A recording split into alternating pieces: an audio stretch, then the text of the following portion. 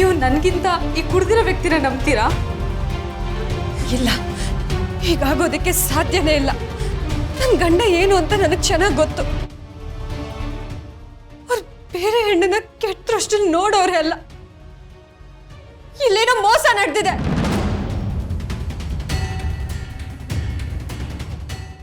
ದುರ್ಗ ದುರ್ಗ promise ದುರ್ಗ, ನಾನು ಏನು ತಪ್ಪು ಮಾಡಿಲ್ಲ. CCTV ಹಾಂ, CCTV ಚೆಕ್ ಮಾಡಿ. ಸತ್ಯ ಏನು ಅಂತ ಗೊತ್ತಾಗುತ್ತೆ. ಅದರಲ್ಲೆಲ್ಲ ರೆಕಾರ್ಡ್ ಆಗಿರುತ್ತಲ್ಲ. ಸರ್, ಅದೇ ಪ್ರಾಬ್ಲಮ್ ಆಗಿರೋದು. ಇವತ್ತು ಸಂಜೆಯಿಂದ ಈ ಫ್ಲೋರಲ್ಲಿ ಯಾವ CCTV ಕ್ಯಾಮ್ರಾನೂ ವರ್ಕ್ ಆಗ್ತಾ ಇಲ್ಲ. ನಾನು ಚೆಕ್ ಮಾಡಿದೆ, CC ಕ್ಯಾಮ್ರಾ ವರ್ಕೇ ಆಗ್ತಾ ಇಲ್ಲ, ಫುಟೇಜು ಇಲ್ಲ.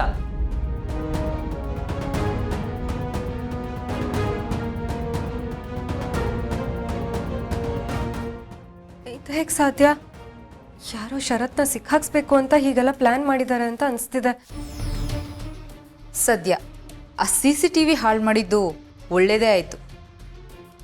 ಇಲ್ಲಿ ಏನೋ ತಪ್ಪಾಗಿದೆ. ಯಾರೋ ಪ್ಲ್ಯಾನ್ ಮಾಡಿದ್ದಾರೆ ಇದೆಲ್ಲ. ನೋಡಿದ್ರೆ ಸರ್, ಇವನು ಹೇಗೆ ಕತೆ ಕಟ್ತಾ ಇದ್ದಾನೆ ಅಂತ. CCTV ಫುಟೇಜ್ ಇಲ್ಲ ಅಂತಂದರೆ ನಾನು ಸುಳ್ಳು ಹೇಳ್ತಾ ಇದ್ದೀನಿ ಅಂತ ಅರ್ಥನಾ? ನನಗೆ ನ್ಯಾಯ ಬೇಕು, ನನಗೆ ಅನ್ಯಾಯ ಆಗಿದೆ. ಮೇಡಮ್, ಈಗಾಗಲೇ ಪೊಲೀಸವ್ರಿಗೆ ಇನ್ಫಾರ್ಮ್ ಮಾಡಿದ್ದೀವಿ. ಇನ್ನು 10 ನಿಮಿಷದಲ್ಲಿ ಇಲ್ಲಿಗೆ ಬರ್ತಾರೆ.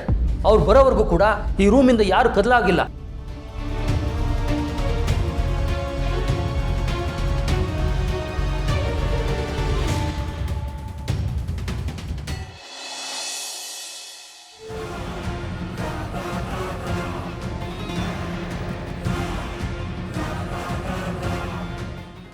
ದುರ್ಗಾ, ಇಲ್ಲೇನೋ ಸಂಚು ನಡೀತಿದೆ.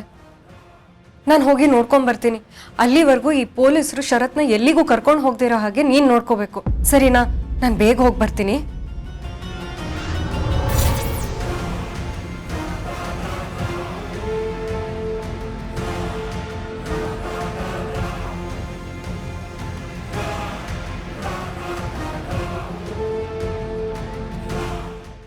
ಮಿಸ್ಟರ್ ಶರತ್, ನಿಮ್ಮ ಮೇಲೆ ಗಂಭೀರವಾದ ಆರೋಪ ಬಂದಿದೆ. ನೀವು ನಮ್ಮ ಜೊತೆ ಸ್ಟೇಷನ್ಗೆ ಬರಬೇಕಾಗುತ್ತೆ. ಮಂಜುನಾಥ್, ಅರೆಸ್ಟ್ ಮಾಡ್ರಿ ಅವ್ರನ್ನ. ನಿಲ್ಲಿಸಿ ಇನ್ಸ್ಪೆಕ್ಟರ್.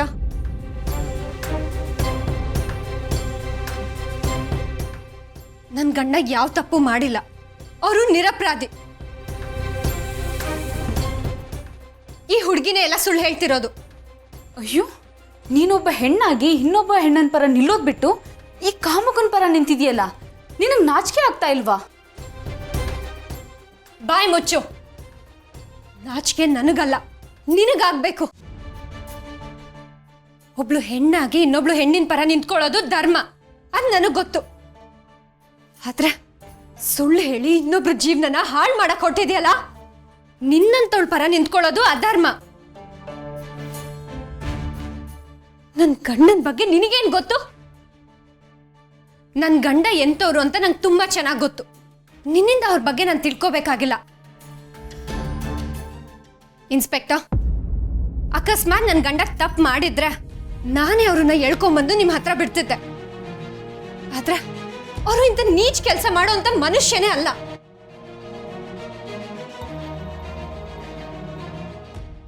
ನನ್ನ ಗಂಡನ ಬಗ್ಗೆ ನಿನಗೇನ್ ಗೊತ್ತು? ಅವ್ರ ಗುಣ ಎಂಥದ್ದು, ಅವ್ರ ಸಂಸ್ಕಾರ ಎಂಥದ್ದು ಅಂತ ನನಗೆ ಗೊತ್ತು. ಇಡೀ ಜಗತ್ತೇ ಅವ್ರನ್ನ ಅಪರಾಧಿ ಅಂತ ಕರೆದ್ರೂ ಅವ್ರ ಪರ ನಿಂತ್ಕೊಂಡು ನಾನು ವಾದ ಮಾಡ್ತೀನಿ.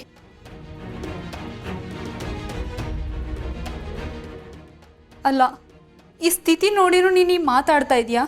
ಏಯ್, ಬಾಯ್ ಮುಚ್ಚು. ತಪ್ಪಿನವ್ರ ಚಾರಿತ್ರ್ಯದ ಬಗ್ಗೆ ಮಾತಾಡಿದ್ರೆ ನಾಲ್ಗೆ ಸೇಳ್ಬಿಡ್ತೀನಿ. ಆಕಾಶಕ್ಕೆ ಹೋಗಿದ್ರೆ ಬೀಳೋದು ನಿನ್ ಮುಖದ ಮೇಲೆನೆ. ಮಕ್ಕಳಿಗೆ ಗೌರವ ಕೊಡೋದು ಅವ್ರ ರಕ್ತದಲ್ಲೇ ಇದೆ. ನನ್ನ ಗಂಡನ ಬಗ್ಗೆ ಮಾತಾಡೋ ಯೋಗ್ಯತೆ ಇಲ್ಲ ನಿನ್ಗೆ. ನಿನ್ನಂತವ್ರು 100 ಜನ ನನ್ನ ಗಂಡನ ಮೇಲೆ ತಪ್ಪು ಹೊರಿಸಿದ್ರು ಅವ್ರ ಪ್ರಾಮಾಣಿಕತೆಗೆ ಧಕ್ಕೆ ಬರಲ್ಲ.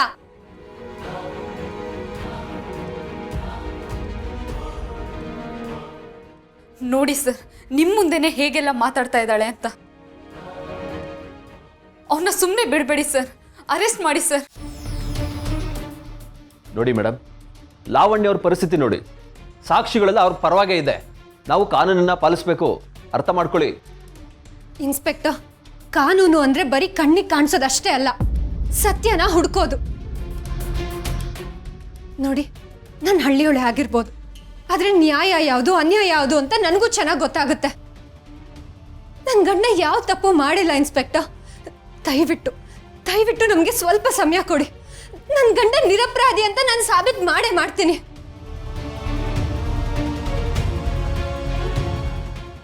ಅಲ್ಲಿವರೆಗೂ ನನ್ನ ಗಂಡನ ಇಲ್ಲಿಂದ ಕರ್ಕೊಂಡು ಹೋಗೋದಕ್ಕೆ ನಾನು ಬಿಡೋದಿಲ್ಲ.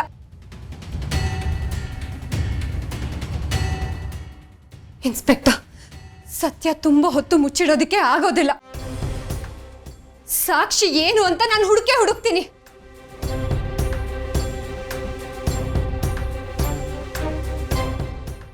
ನಾನು ಎಲ್ಲ ಸಾಕ್ಷಿನೂ ಎರೇಸ್ ಮಾಡಿದ್ದೀನಿ. ಯಾವ CCTV ಫುಟೇಜೂ ಇಲ್ಲ. ಇವಳು ಅದು ಹೇಗೆ ಗೆಲ್ತಾಳೆ ಅಂತ ನಾನು ನೋಡ್ತೀನಿ.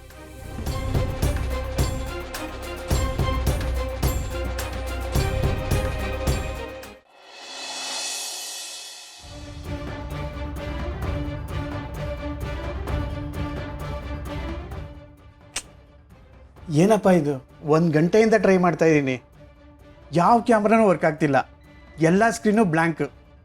ಏನು ಮಾಡೋದು? ಆ ಮೇಂಟೆನೆನ್ಸರಿಗೆ ಫೋನ್ ಮಾಡಿದ್ರೆ ಬರೋದು ಬೆಳಗ್ಗೆ ಆಗತ್ತಂತೆ ಸರ್. ಏನು ಮಾಡೋದು ಅಲ್ಲಿ ತನಕ? ಪ್ರಾಬ್ಲಮ್ ಏನಂದರೆ ಆ ಸೂಟ್ ರೂಮಲ್ಲಿ ದೊಡ್ಡ ಗಲಾಟೆನೇ ಆಗಿದೆ. ನಿಜವಾಗ್ಲೂ ಆ ವ್ಯಕ್ತಿ ನಿರಪರಾಧಿನೋ ಇಲ್ಲ ಆ ಹುಡುಗಿ ನಿಜವಾಗ್ಲೂ ನೊಂದವಳೋ ಒಂದೂ ಗೊತ್ತಾಗ್ತಿಲ್ಲ. CCTV ಫುಟೇಜ್ ಇದ್ದರೆ ಎಲ್ಲ ಸತ್ಯ ಗೊತ್ತಾಗ್ತಿತ್ತು. ಹೇಗಾದರೂ ಮಾಡಿದ್ದನ್ನು ಸರಿಪಡಿಸಿ ಅವ್ರಿಗೆ ನ್ಯಾಯ ಕೊಡಿಸ್ಬೇಕು ಸರ್. ಇಲ್ಲಾಂದರೆ ಪಾಪ ಇನ್ನೋಸೆಂಟ್ ಮನುಷ್ಯ ಜೈಲಿಗೆ ಹೋಗ್ಬೇಕಾಗತ್ತೆ.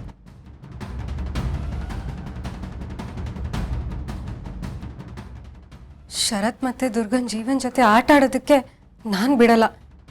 ಇದ್ರ ಹಿಂದೆ ಇರೋ ಸತ್ಯನ ನಾನು ಬೆಳಕಿಗೆ ತರ್ತೀನಿ.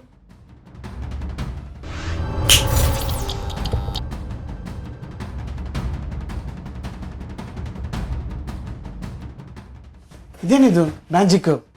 ಎಲ್ಲ ಸ್ಕ್ರೀನ್ ಆನ್ ಆಗೋಗಿದೆ, ಎಲ್ಲ ಕ್ಯಾಮ್ರಾಗಳು ವರ್ಕ್ ಆಗ್ತಿದೆ.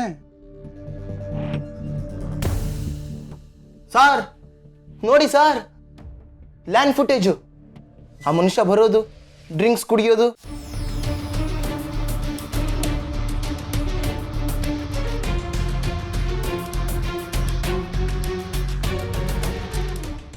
ಆ ಹುಡುಗಿ ಹೋಗೋದು ಎಲ್ಲ ಕರೆಕ್ಟಾಗಿ ರೆಕಾರ್ಡ್ ಆಗಿದೆ ಸರ್.